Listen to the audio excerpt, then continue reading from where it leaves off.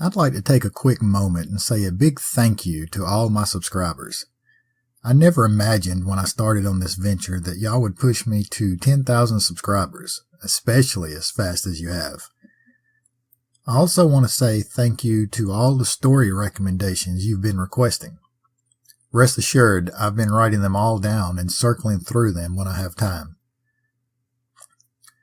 While researching different legends, I came across a quote from Amy Fluker, a historian and researcher with the University of Mississippi. As a historian of collective memory, it matters very little to my research if hauntings are real or not. It does matter that people believe they are. As a result, they can help us understand the perspectives, in this case, of 19th and 20th century Americans. I like that quote, and I agree with the sentiment 100%. One's belief in something can be a strong thing, regardless if others believe the same thing or not. I think that quote is very fitting for this channel too. It's also fitting that Miss Fluker made that quote pertaining to one specific legend, and that same legend has been one of my most requested stories to tell, the Bell Witch.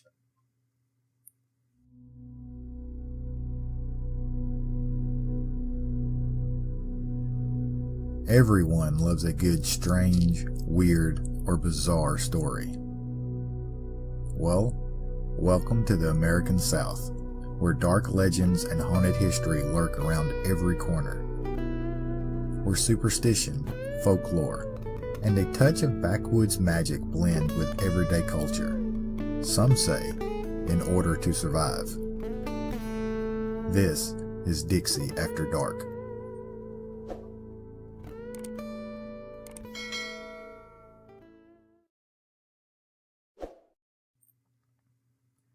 Out of all the requests that I've had to do this legend, the first was Planet Coaster Boy CJ. Okay, CJ, this one's for you.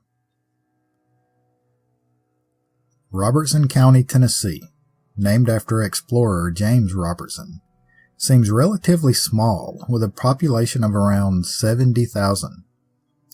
Despite this, Robertson County gives us one of the most well-known legends in America, if not the entire world.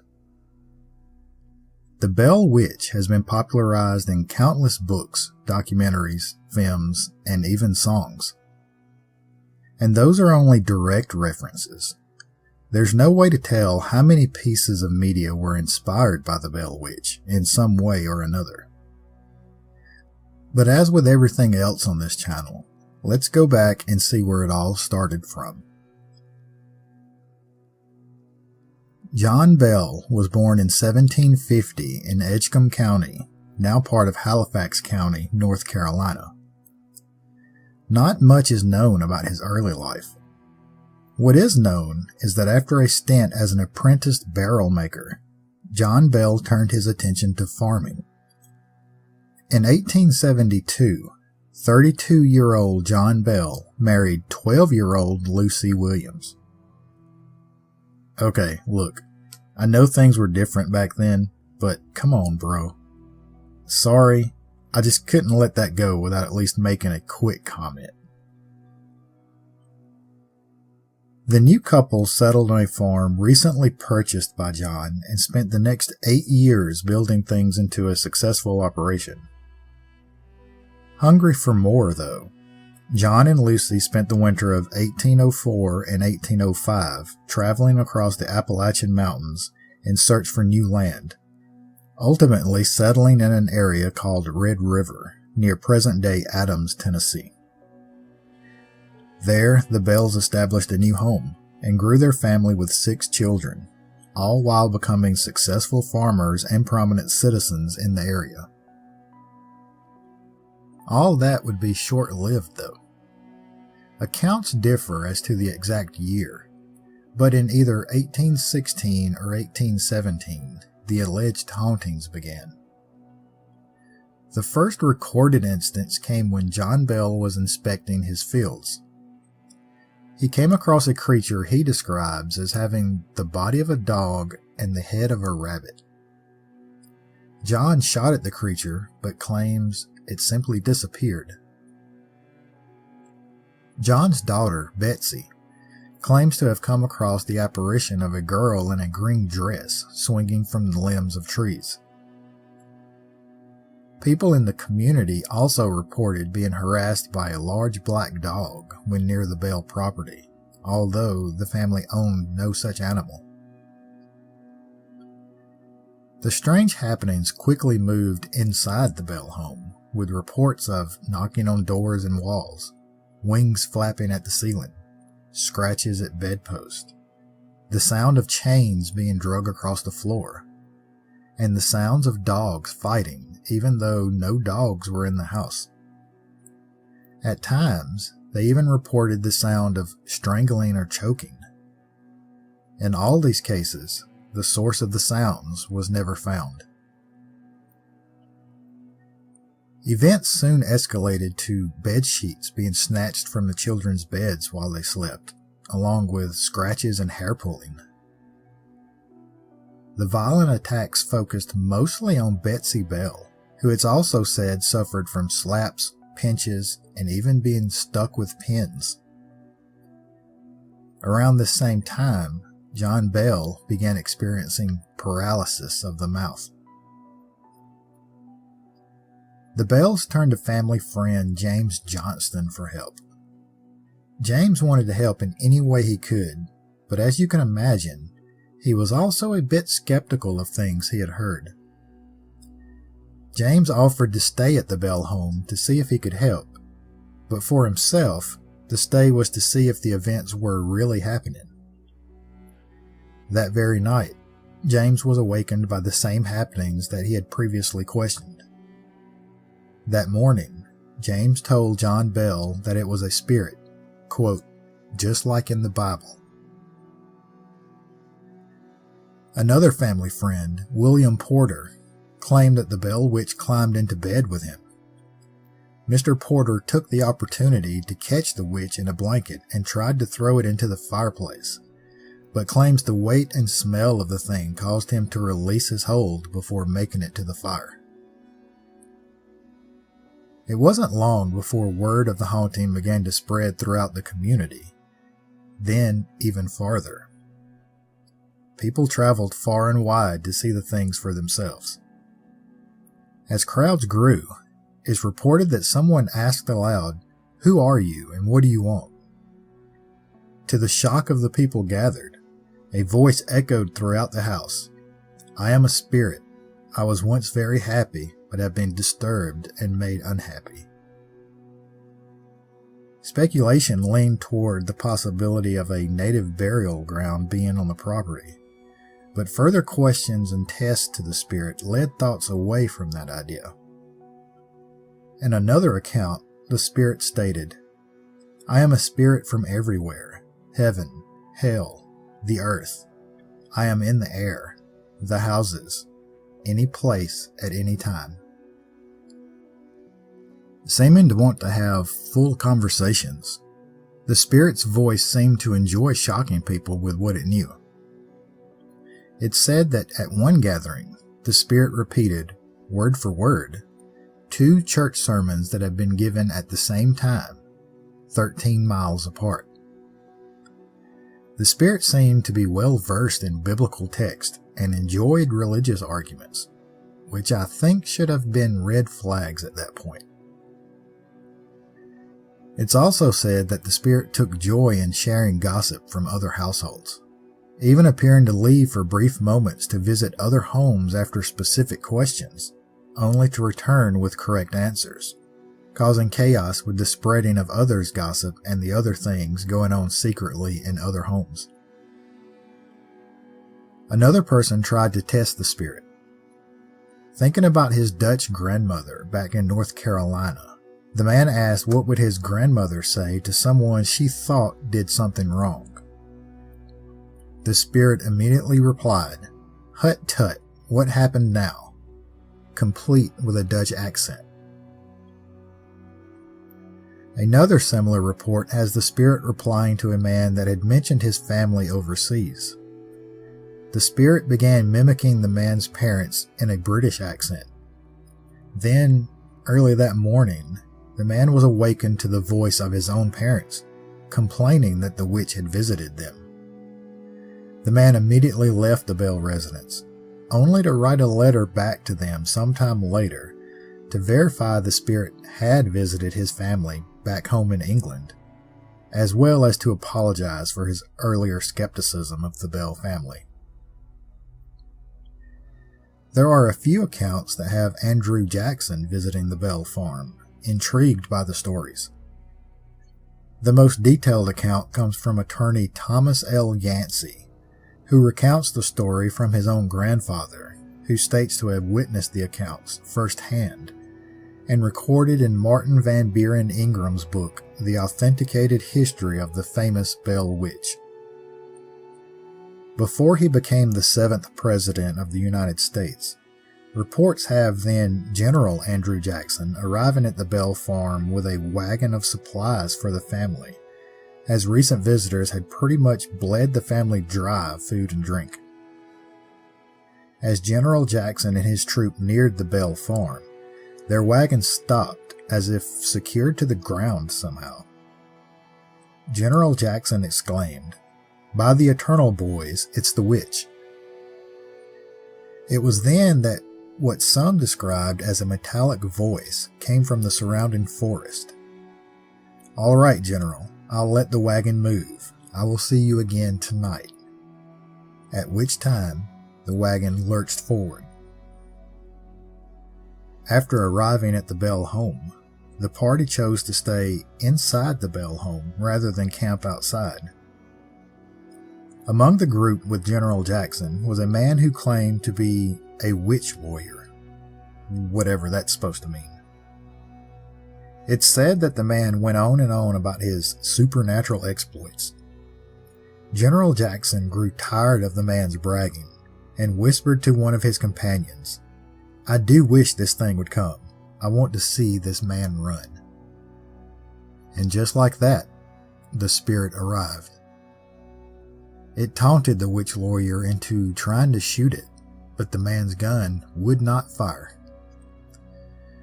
The spirit then countered with, "I'll teach you a lesson." Then it seems the spirit began beating the man before dragging him from the house by his nose. General Jackson is reported to have said, "By the eternal, boys, I never saw so much fun in all my life. This beats fighting the British." The spirit then returned and told General Jackson that it would reveal another rascal the next night. That morning, Jackson's men chose to leave, worried as to who would be next. One of the earliest written accounts of the Bell Witch comes from the journal of Captain John R. Bell during the Long Bell expedition of 1820. I checked and I could find no relation between Captain Bell and the Bell family. Captain Bell writes in his journal, "Rather a singular circumstance was here related to me of a young girl of about 15 years of age, residing but 3 miles from Murphy. A voice accompanies her which says she should marry a man, a neighbor. Thousands of persons have visited her to hear this voice. In many instances, it will reply to questions put to it. The visitors have left as little satisfied in their curiosity as before they heard it. Many are under the impression that it is ventriloquism imposed upon the hearers either by the girl or her brother, who it seems is generally in her company. Her family is respectable." Another article, published by the Saturday Evening Post, seems to elaborate on the account recorded by Captain Bell. In the article, the unidentified writer describes the Bell Witch as the Tennessee Ghost. The author states that the voice of the ghost spoke freely from all directions of the house, and when asked how long it would remain, the spirit replied, "Until Joshua Garner and Betsy Bell get married." The article goes on to speculate that Betsy had fallen in love with Joshua and was using ventriloquism in an attempt to convince Joshua to marry her. Under the threat of a defamation lawsuit, though, the article was later retracted. In fact, Betsy claims the two never married because they were under constant taunts by the Bell Witch. According to Betsy, they were childhood sweethearts, but for whatever reason, the spirit did not approve. The two remained in contact, but Betsy put off any notions of marriage, fearful for what the witch would do. The spirit's attacks on Betsy were not all related to her relationship with Joshua Garner, and the constant threat of the spirit began to affect her to the point of having fainting spells and smothering sensations, often leaving Betsy completely exhausted. Her experiences were not confined to the Bell property either. Betsy later describes one incident.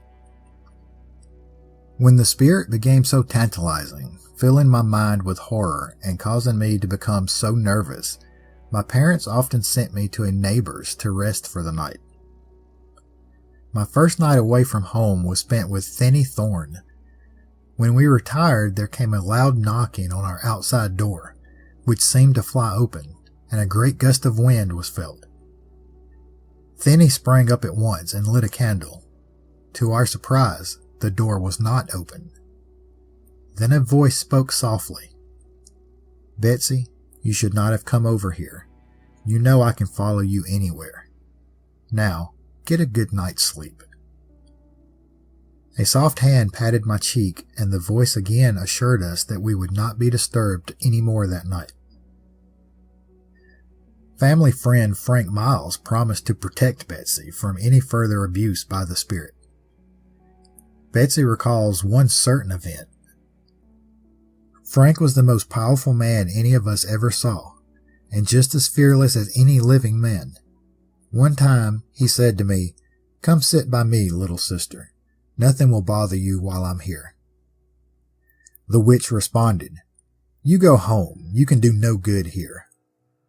The witch then began abusing Betsy, slapping her, pulling her by the hair, before turning on Miles, knocking him off his feet.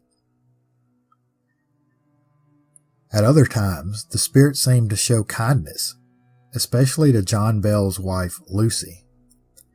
The spirit said Lucy was, quote, "the most perfect woman to walk the earth." It said that the spirit would produce fresh fruit and sing songs for Lucy as well. John Bell would not be as lucky, though. The spirit always referred to John as Old Jack and threatened to kill him through curses and threats, as well as mounting medical afflictions. And it seems the spirit made good on its threats. On December 19, 1820, John Bell died. It's even said that the spirit disrupted the funeral service, singing songs with confessions such as, "I fixed him. I did that. He will not get up." Afterwards, the spirit claimed to have poisoned John Bell directly. The Nashville Centennial Exposition reports that John Bell was bedridden from an unknown affliction at the time of his death. After his death and the claims of poisoning from the Bell Witch, John's son, John Bell Jr., found a vial of poison hidden away in the chimney. From their report, at one time a vial of poison was found in the flue of the chimney, and being taken down, Dr. George B. Hobson gave one drop to a cat, causing its death in 7 seconds. The witch claimed to have put the poison there for the purpose of killing Mr. Bell. Being asked how it was going to administer the poison, it said by pouring it into the dinner pot. It is remarkable that, although he enjoyed good health up to the time of this event, Mr. Bell died within days after the vial was found, being in a stupor at the time of his death.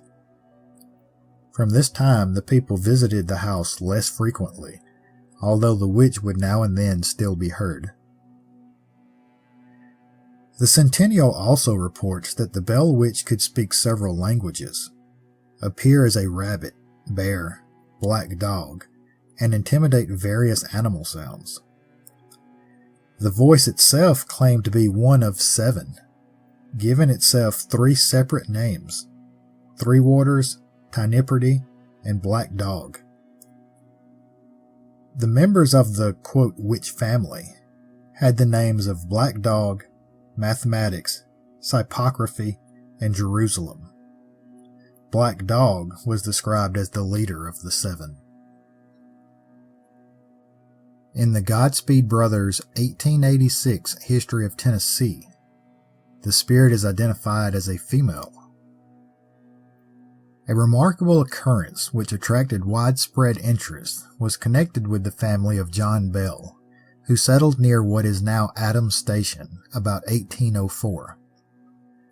So great was the excitement that people came from hundreds of miles around to witness the manifestations of what was popularly known as the Bell Witch. This witch was supposed to be some spiritual being having the voice and attributes of a woman.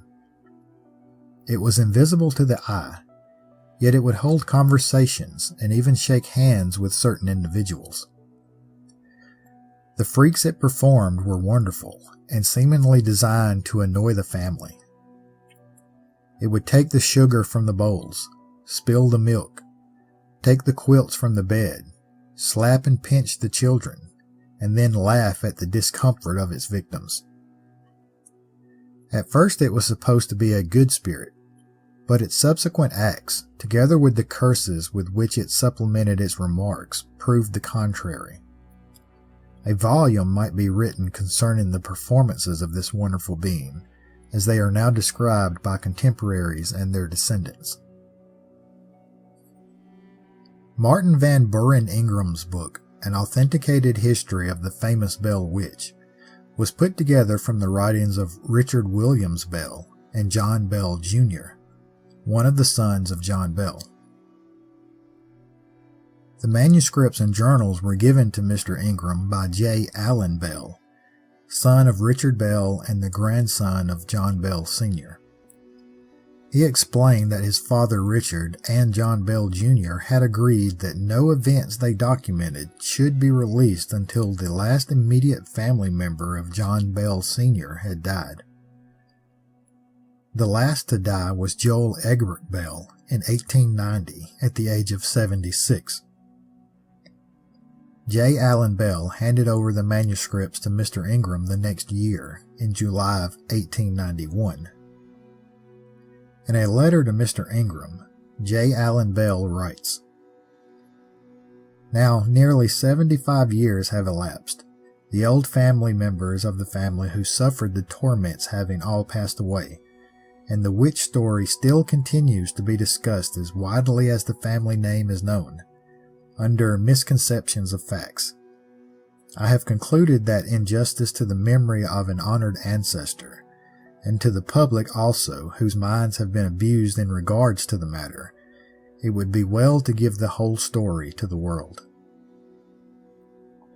J. Allen Bell states he believes his father's manuscript was written in 1846. The full 90 pages of Richard Bell's accounts are in Chapter 8 of Mr. Ingram's book. Charles Bailey Bell, a grandson of John Bell, Jr., published the book The Bell Witch, A Mysterious Spirit in 1934. In it, he recounts stories he states were told to him by his great-aunt, Betsy Bell. These stories include the account of Andrew Jackson's visit, as well as the story of a boy being pulled by his feet from what is now known as the famous Bell Witch Cave. From what I can gather, this seems to be one of the first historical mentions of the cave in regards to the legend. Many stories then surfaced regarding the cave in the early 20th century, the place now seeming to be the epicenter of the Bell Witch activity. For those brave and curious enough, you can even visit the Bell Witch Cave. The stories range from strange feelings to full-on assaults. One of the more curious stories that seems to tie back to the original legend is from H.C. Sanders. Mr. Sanders claims to have ran out of gas across from the Bell Witch Cave. While walking toward town, a rabbit came out of the woods and began following him.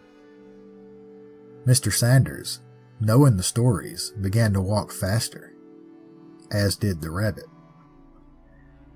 Mr. Sanders then broke into an all-out run for over a mile before exhaustion overtook him. He sat down on a log to catch his breath.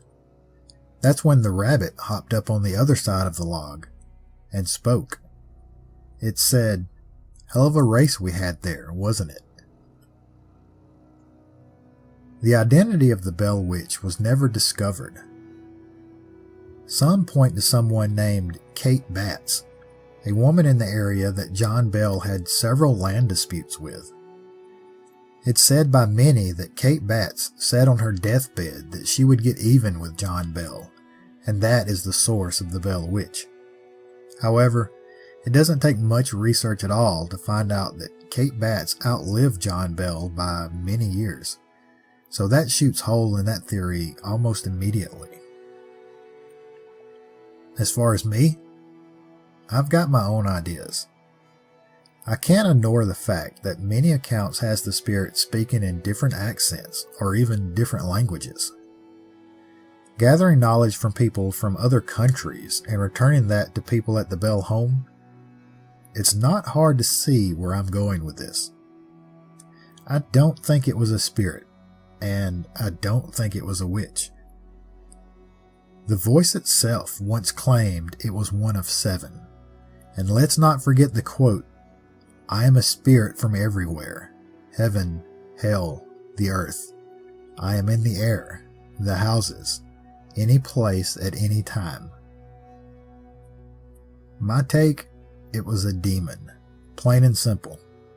Laugh if you want, but sometimes, when something tells you what it is, you should believe it.